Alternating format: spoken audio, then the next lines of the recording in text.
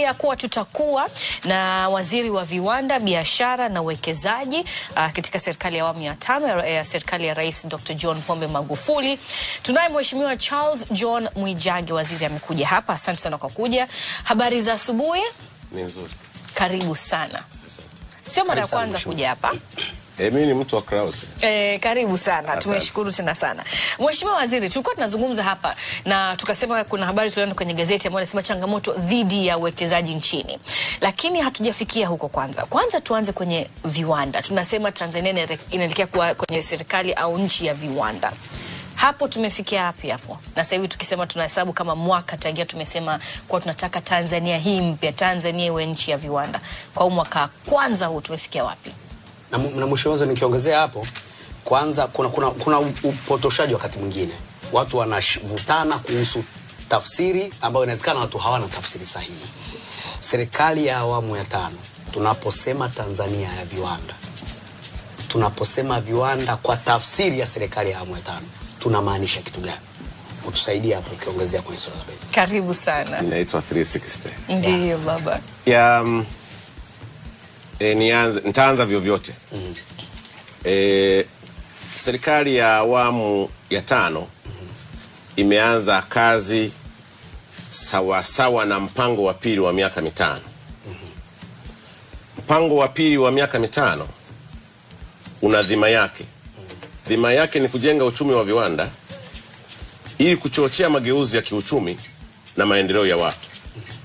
Hii sentensi ina utata kidogo. Sawa. Kuchochea mageuzi ya uchumi na maendeleo ya watu. Yaani inachochea vitu viwili atiego. Inalenga kujibu lile swala tata la zamani kwamba tunaona uchumi unakuwa lakini watu wanakuwa dhaifu. Sasa tunachochea maendeleo ya uchumi kama barabara zinajengwa, miundombinu ya simu inajengwa ambayo inakuwa inaonyesha ile growth ya tarakimu, lakini iende sambamba na watu. Sasa ukisoma mpango wa pili wa miaka 5 unaeleza viwanda gani tujenge. Sasa tafsiri ya viwanda, kiwanda ni nini? Kiwanda inahusisha hata hii mitambo ya umeme. Ni viwanda. Mashine za kupasua kokoto. Ni viwanda. Mashine za maji machafu, kuondoa maji machafu, water distribution system, ni viwanda. Ukija kwenye viwanda ambavyo watu wengi wanavijua hivi ya manufacturing, ni viwanda. Ndio kwa ujumla wake. Lakini mimi dhamana niliyo nayo nalenga vile viwanda vya uzalishaji, the production, vile vinamwezesha mtu, the manufacturing. Ndiko mimi nakoelekea kule. Lakini sasa nikishakupa tafsiri kwa nini viwanda? Kwa nini viwanda? Ukisoma ule mpango wa pili wa miaka 5 unakuelekeza ni viwanda gani ambavyo tutaingia.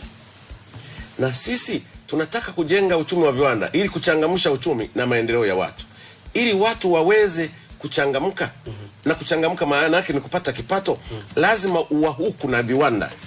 Kwa mfano, ukitaka wafugaji ambao wamekuwa wakihangaika na mifugo yao waweze kuingia katika uchumi wa viwanda, waweze kuchangamka, lazima utengeneze kiwanda cha kuchakata maziwa yao.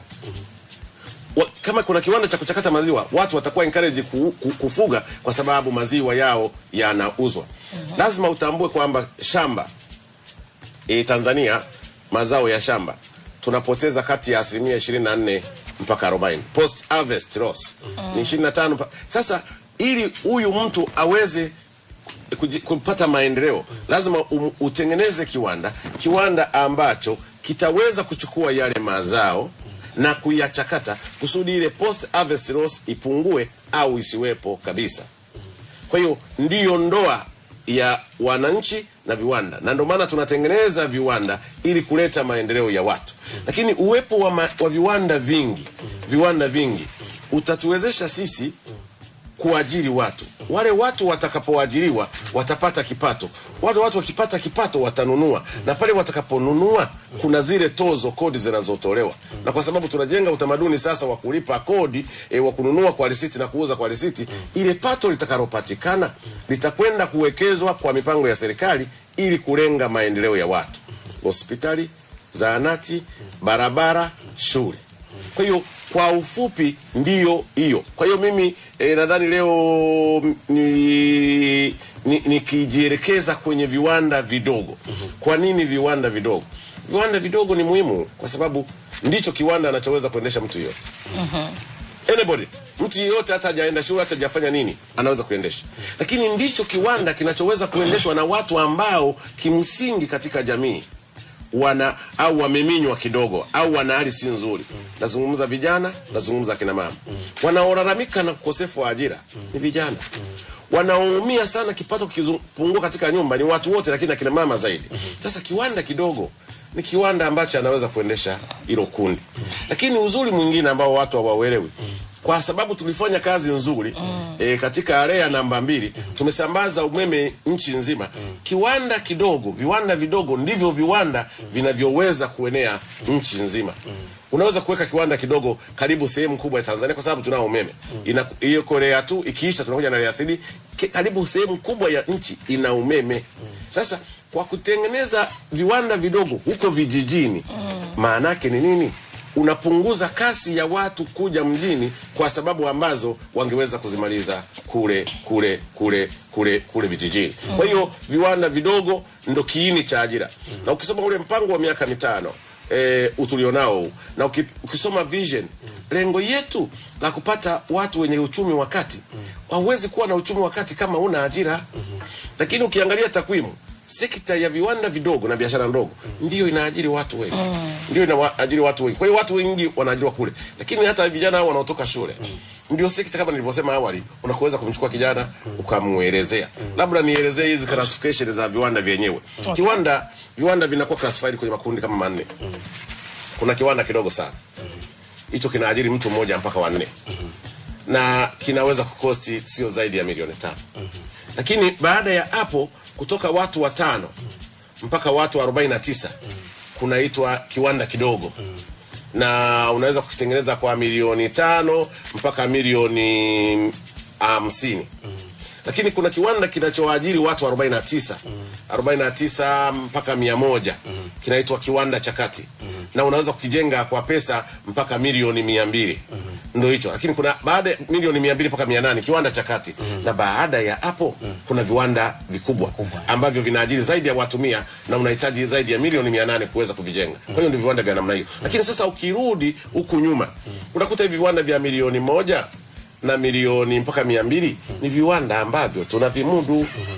Sasa labda niishie hapo, nione kama nimejaribu kujibu kwa ujumla maswali yenu au mnijazie. Hapo ni vizuri, umetufikisha pazuri na tumepata kuelewa kabisa classifications za viwanda. Sasa sisi wengi wetu tuko kwenye classification ya hawa viwanja vidogo ambao tunasema kwenye milioni 1 hadi milioni 800 ambao tunazalisha, tunaweza kuvimudu. Viwanda vidogo mpaka vya kati. Mpaka vya kati. Kutoka shilingi 1 mpaka shilingi milioni 800, hivyo ni viwanda vidogo sana mpaka viwanda vya kati. Kiwanda cha kati kinaishia milioni 800 na kinaajiri watu wasiozidi 100.